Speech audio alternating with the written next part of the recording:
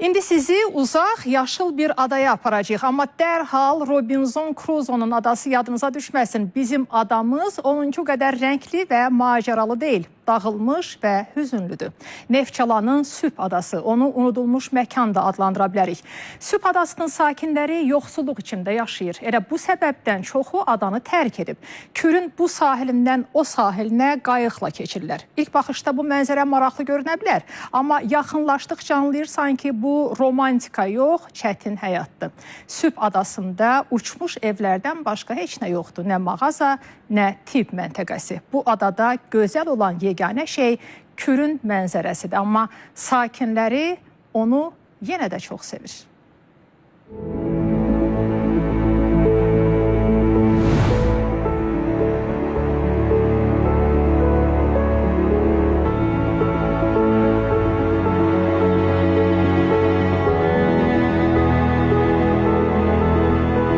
Süb tezdən yolumuz Süb adasınadır. Uçsuz-bucaqsız Kür çayından irəliləyirik. Bizim üçün həyəcanlı, Süb adası sakinləri üçün isə adi bir gündür.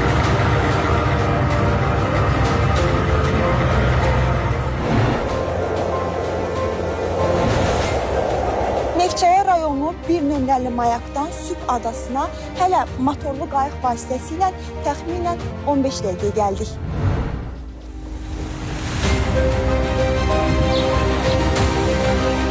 Adaya çatanda insanlar artıq gündəlik işlərinə başlamışdılar. Elin içində olsa belə ardınca gedin deyib atalar. Ancaq Süb adasının uşaqlarının elmə gedən nə düz, nə də asfalt yolu var.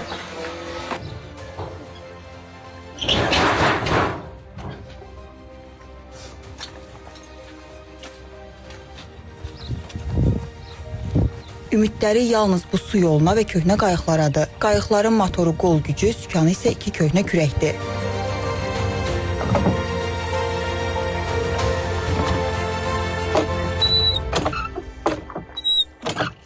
Uşaqlar məktəbə aparıram. 4 kilometr yol gedir. Saat deməli 7-də gedirəm.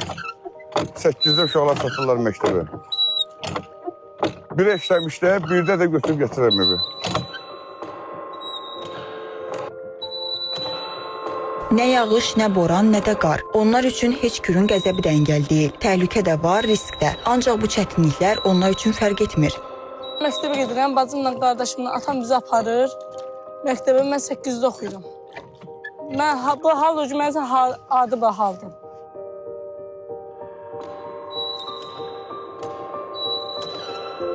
Xəfif meh, təmiz hava. Bir tərəfdə qoyunlar qaçır, digər tərəfdə inəklər otlayır.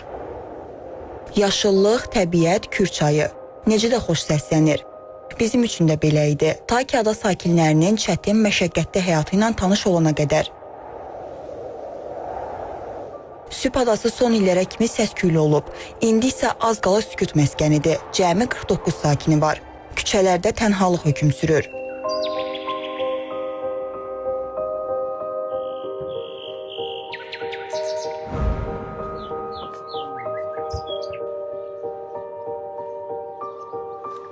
Dağılmış divarlar, tozlu əşyalar, xatirə dolu otaqlar. Bir zamanlar qucaq dolusu arzulara ev sahibliyi edən bu otaqlarda indi quşlar yuva qurub. Ancaq adanı tərk etməyib məşəqqətə dözənlər də var. Qarayevlər ailəsi 35 ildir ömrünü bu torpaqlarda keçirir.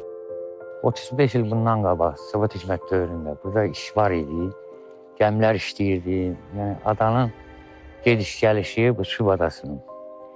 Su yoludur, quru yolu yoxdur, işsizlikdir, yəni əhalinin işləməyə iş yeri yoxdur. Arada 18 ailə yaşayırdı, hal-hazırda 11 ailə qalıb. Mən özüm də işsizəm, kiçik təsərrüfatla məşğulam.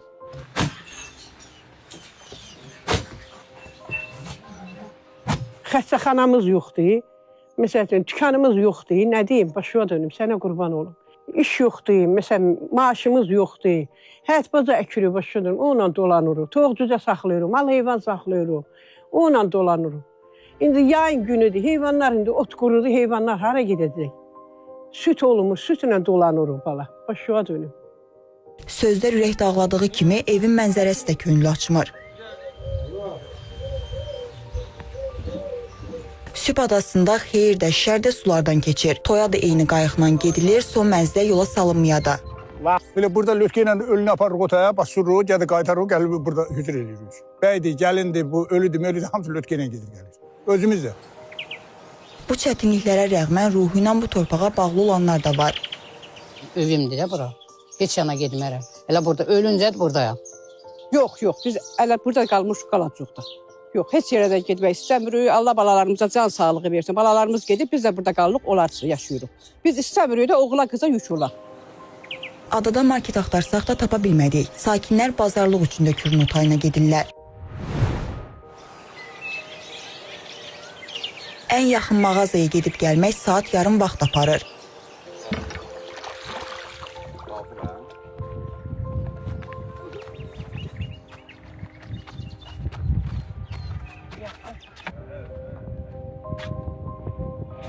Selamünaleyküm. Aleyküm. Pazarınız olsun. Allah çok razı olsun. Hoş geldiniz. Buradan bunu götürür. Buraya da Tamam. Dönüş yolu daha ağırdı. Əllərdə zəmbillər, qayıqda isə eyni vəziyyət. Qadınlar ağır kürəkləri çəkməklə evə qayıtmalıdılar.